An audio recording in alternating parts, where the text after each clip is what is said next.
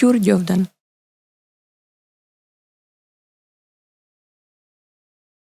Кај македонците, со Ѓурѓовден започнува летната половина од годината, што трае до Митровден. Затоа во една македонска народна поговорка се вели: дојде ли Ѓурѓовден, чекај си Митровден. На овој ден се избираат селски одборници, протуѓери, полјаци, потоа се главуваат момоци, овчари, козари, говедари и така натаму. Заедно со тоа, луѓето се подготвуваат за периодот што следува и што е исполнет со многу, пред се полски работи. Човекот му се радува на оживувањето на природата, никнувањето на есенските посеви, на разлистувањето на овошките, на разелувањето на гората и обновувањето на растителноста воопшто, бидејќи тоа значи и негова екзистенција.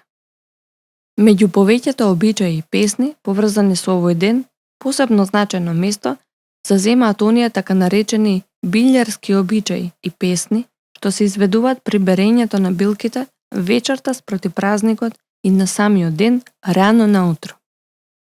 Берењето на штотуку изникнатите и разлистени растенија е поврзано со обичајот за потнување, како и со обичајот крмење на стоката, а тие пак со верувањето во магичната моќ на билките. На билје се оди во блиските шуми, каде што може да се најдат разлистани некои билки за кои се верува дека поседуваат магиска моќ, како што се кукурекот, здравецот, вратиката, среќата, но и некои други растенија како леската, дренот и слично. Таму во групи девојки, млади невести или постари жени ги изведуваат билјарските обичаи и ги пеат билјарските песни. Овој ритуал е најистакнат во Западна Македонија, подеднакво исто и кај македонските христијани и кај македонските муслимани. Вечерта спроти Ѓурѓовден се запотнува со гранки од леска и со кукурек. Според верувањето, потката треба да ги чува објектите и предметите од разни опасности, болести и други несреќи, а нивите заедно со берикетот од секаква штета, од пороен дожд, оштетни животни, инсекти, болести и слично. Со леска се запотнуваат нивите, леите, куќите, плевните и други поголеми објекти.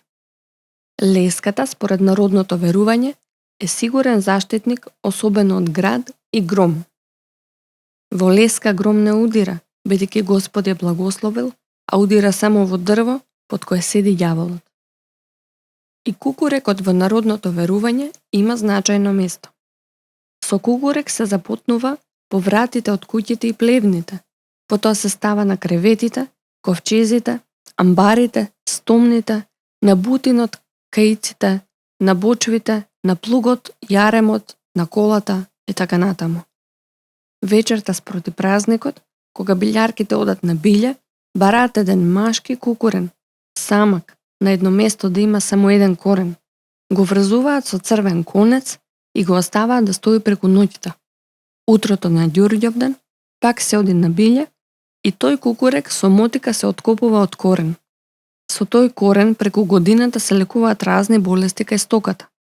И вечерта спроти празникот и утрото на самиот ден кога се берат билките, се пеат песни познати како билјарски песни, во кои се опева токму тој чин: берењето на билките, запотнувањето, крмењето на стоката и друго.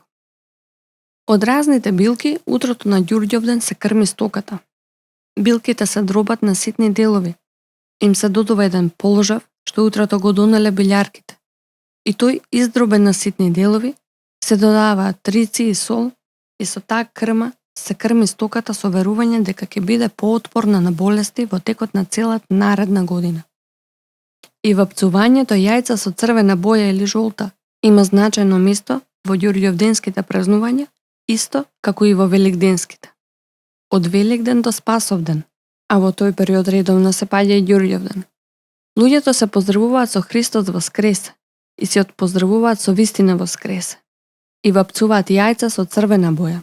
За Ѓурѓовден, јајцата се вапцуваат вечерта спроти празникот и никој, освен домаќинката што ги вапцува, не смее да ги види до утрото.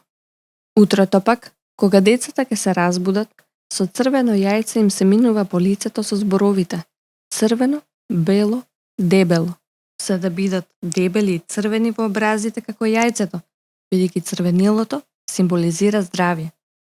Посебно значаен обичај, што е поврзан со Ѓурѓовден, е лулањето или нишањето. На зелени дрва, слива, врба, јаболкница или слично, се обесуваат ортоми и на нив преку целиот ден се нишаат децата, но и повозрасните девојки и момчиња, дури и помладите невести. Секој што е на нишалката во рацете држи црвено јајце, а во некои краишта уште и некој сребрен предмет, најчесто прстен. Тржат и коприва, трева огојка, лепаец и камен. Среброто символизира трајност, огојката гоење, каменот цврстина, а лепаецот се носи за да се лепат по девојките момчиња и по момчињата девојки, а и копривата во народните верувања поседува магиска моќ. При лулањето се пеат песни соодветни на возраста и положбата на оној што е на нишалката.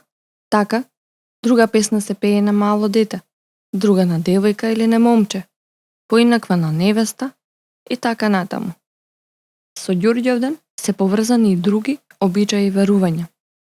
Например, на тој ден, рано во зори, се пука од пушка за да се избркат болвите. Луѓето се мерат на кантар, поставен на некоја гранка од зелено дрво. Девојките се ги намачкуваат косите со јајце, за да им бидат полни и густи како јајцето, и гатат за да го дознаат идниот брачен другар. Се изведуваат и обичаи за заштита на стоката, особено од преземање на млекото, зашто се верува дека на овој ден со магии можело млекото од една млечна крава да се пренесе на помалку млечна или дури и на жена доилка. Според верувањата поврзани со Ѓурѓовден, важно место има легендата во која се зборува за Свети Ѓорѓи како ја убил ламјата. Оваа легенда нашла место на фреските и иконите во повеќе цркви во Македонија и раскажана е во преданија и опеана во некои песни. Многобројните и разновидни обичаи што се изведуваат на Ѓурѓовден, како што се оние со билките, песните што го опеваат разбудувањето на природата, радоста поради враќањето на животот по зимскиот пасовен период и слично.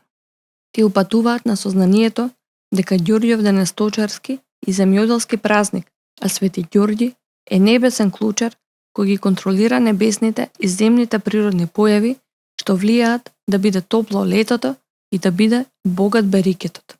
Но и обичаите со крмењето на стоката, со првото пуштање на добитокот на пасење, со жртвеното јагне и слично, упатуваат на тоа дека Ѓурѓовден е сточарски празник.